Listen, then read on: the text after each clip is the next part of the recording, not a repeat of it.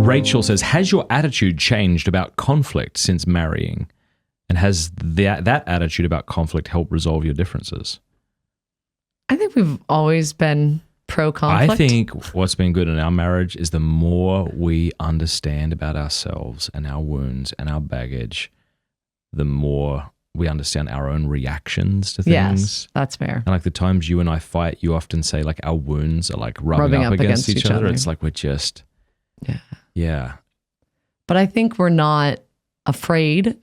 I think from the beginning we weren't afraid of conflict, but we had no idea where it was coming from before. Yeah. And now that we've been together for so long, we're really learning what it's coming from. And when one of us has like I think conflict is good. So long as you do it fair. Like fighting's okay if you fight fair. Agreed. Yes. Like and with the hope of I want to become a better person at the end of this fight. Gosh, it's hard to do though. And I want them to be a better person as well. So hard. Like as soon as anybody feels threatened, they naturally become defensive. Because defensiveness is the appropriate response to being under attack. That's what you should do.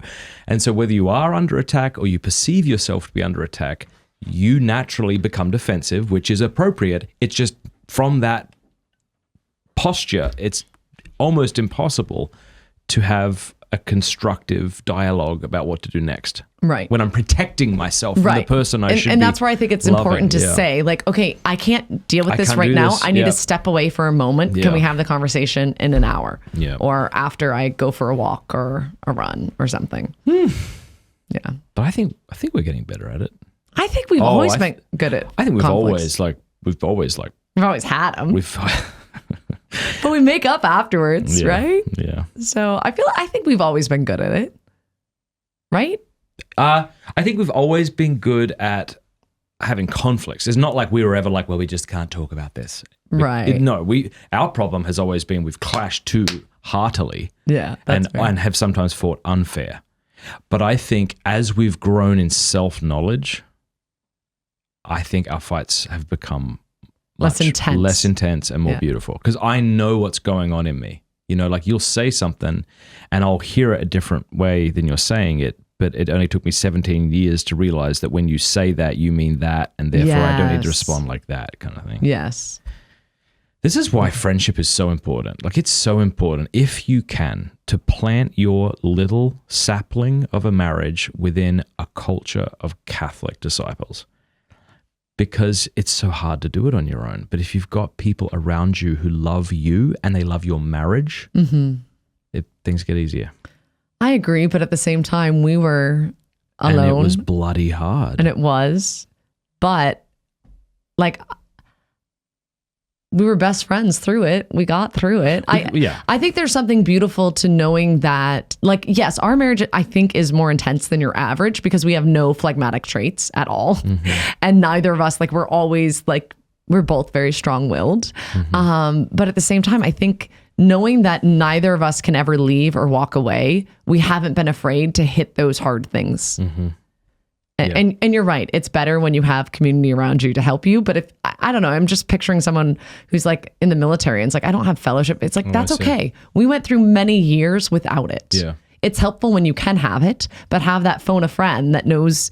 And the person that you should call is someone that you know will take your spouse's side. Yes. So that's a great point, Kevin. Yeah. Fradd. So when I am mad at you, I call a couple girlfriends that are similar to you temperament-wise, but will always speak well of you and always be like... You do not want to be getting advice from somebody who's throwing your spouse under the bus. No. And then, Cameron, this is what Matt meant. When you said this is how he felt. And I'm like, well, that's not what I meant. Well, just so you know, that's how I would have taken it. I'm like, oh gosh, okay. That's so what should I do now? good. Give him time. Give him, or make it up to him. Do this. Like I have. Yeah, in fact, if you have a friend that does throw your spouse under the bus, stop talking to him. Critiques them. Stop being friends with them if that's your only solution. Hit them in the face with you can hit them or Once just again, go away. Don't hit your children. Hit your Slap friends. your Hit your friends. Yeah, no, that friend's not helpful. Like you need friends that are, or even I find, I have a handful of small friends that I talk about you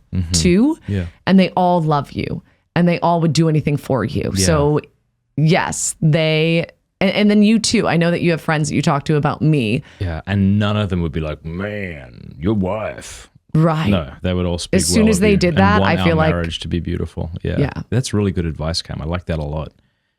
And I would never talk to a girl that comes to me complaining about her husband. I would never tell her about intimate things in my relationship. Say that again and say why, because that's excellent advice. If a girl comes to me who's often talking bad about her husband and she asks me things about our marriage, I will never tell her anything intimate about our relationship because I see how she's speaking about her husband.